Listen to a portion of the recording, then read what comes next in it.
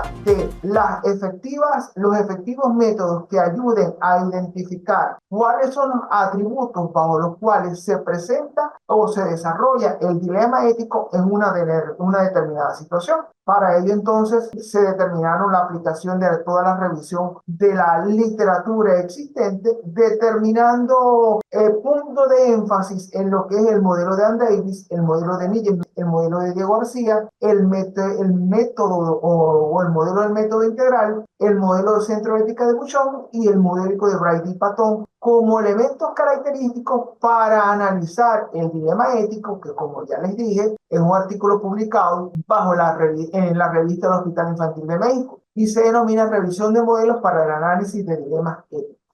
Comenzamos entonces determinando que en la práctica de la medicina, como cualquier otra ciencia, la administración, la contaduría, la gerencia en general, los pacientes, en este caso, nosotros, la fuerza laboral que desarrolla las operaciones en las organizaciones, estamos inmersos en un proceso donde tenemos que tomar decisiones. Esta toma de decisiones, lo que vamos a hacer la analogía del artículo, en los pacientes entonces se relaciona en qué momento y dónde asistir cuando se presenta una necesidad en el campo de la salud. Pero ahora en el campo de la gerencia hacemos la analogía como que qué acciones desarrollar cuando se presentan diversas situaciones que comprometen el desarrollo de las operaciones organizacionales. Entonces, ahí vamos comparando la analogía de las diversas situaciones que se presentan en las organizaciones y cómo desde diferentes perspectivas podemos analizar el elemento ético como característica clave para el desarrollo de las operaciones. Ahora, presencia del dilema ético, pero ¿qué hacer y cómo vamos a ejecutar esa toma de decisiones en función de los elementos que se están presentando o de la situación que se está desarrollando en un determinado momento? El artículo 21 modelos. Estos modelos todos están orientados a desarrollar la toma de decisiones bajo la influencia de la ética y la efectividad.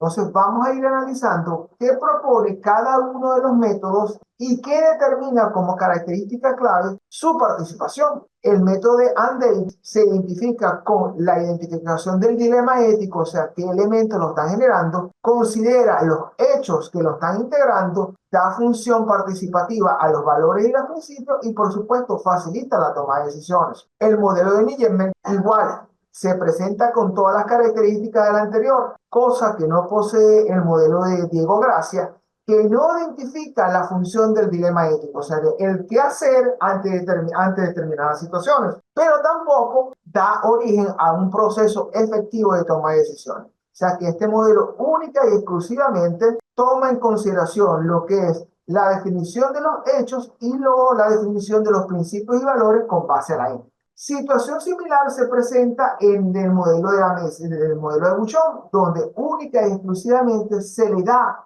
cabida a lo que es la definición de los hechos. Mientras que los modelos de Brody Patton, igual que el de Farting, sí tiene presencia todos los elementos, al igual que el modelo Thomson y Thomson, donde hay identificación de dilemas, definición de hechos, definición de principios y valores y, por supuesto, toma de decisiones. Entonces vemos cómo los elementos que integran el dilema ético son representativos al momento de efectuar los procesos decisorios, tomando en consideración cada uno de los aspectos que involucran la situación u objeto de estudio para la aplicación con la aplicación inmediata de la ética. Es decir, tenemos que identificar el dilema. Allí hacemos la extrapolación y vamos a identificar el problema o situación que estamos presentando. Vamos a definir los hechos, o sea, qué elementos se están presentando que están afectando o que están causando de forma directa la presentación del dilema, el problema que anteriormente hemos identificado. Vamos entonces a identificar, pero identificar para posteriormente aplicar los principios y valores organizacionales.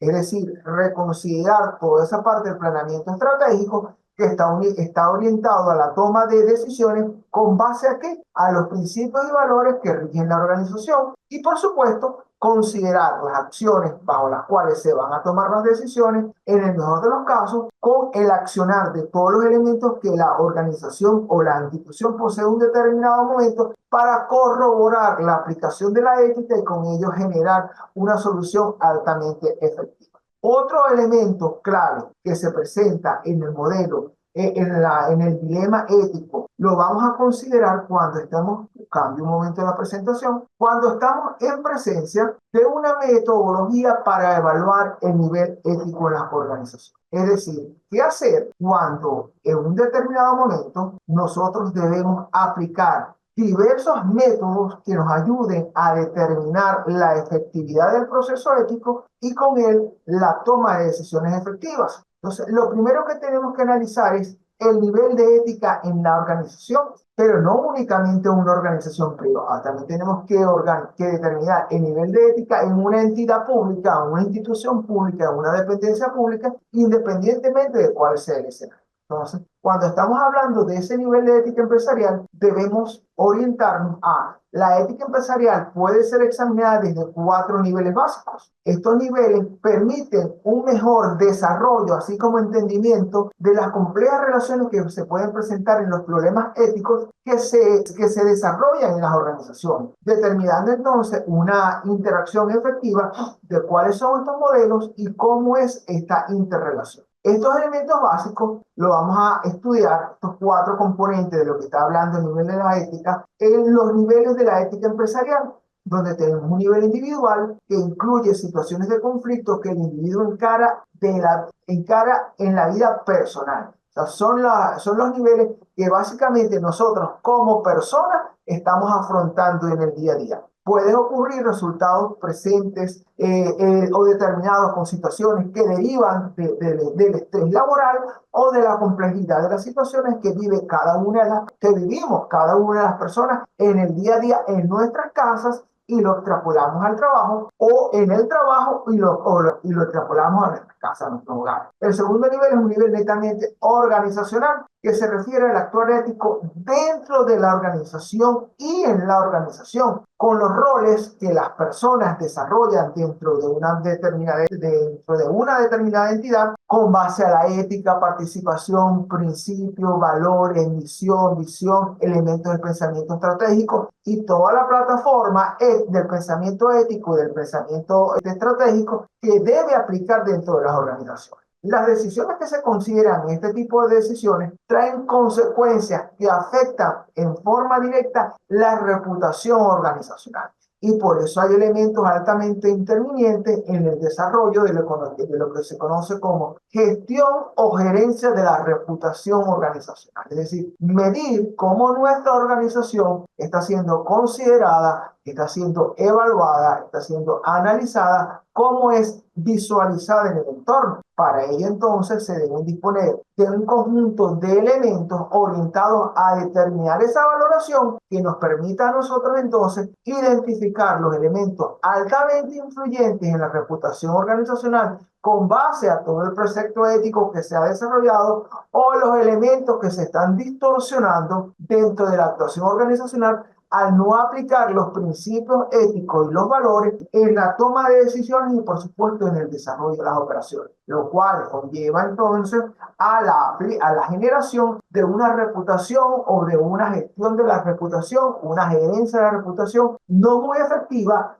no apegado a los procesos de ética ni apegado a las opciones bajo las cuales se debe desarrollar una institución para el ejercicio de sus funciones. El otro nivel, o sea, el tercer nivel, es un nivel netamente industrial, que se refiere al conjunto de prácticas éticas relacionado con normas, valores, el código de ética que guía el comportamiento de los trabajadores, ya no dentro de una organización, sino dentro de una determinada industria. Es decir, el sector farmacéutico, el sector manufacturero, el sector transporte público, el sector taxis privados, el sector ferretero, independientemente de los sectores que se desarrollan en el aparato productivo. Entonces ya allí no manejamos una gestión de la reputación organizacional, sino que manejamos una gestión de la reputación de un sector del aparato productivo de un determinado país. Y como último, entonces tenemos el nivel internacional,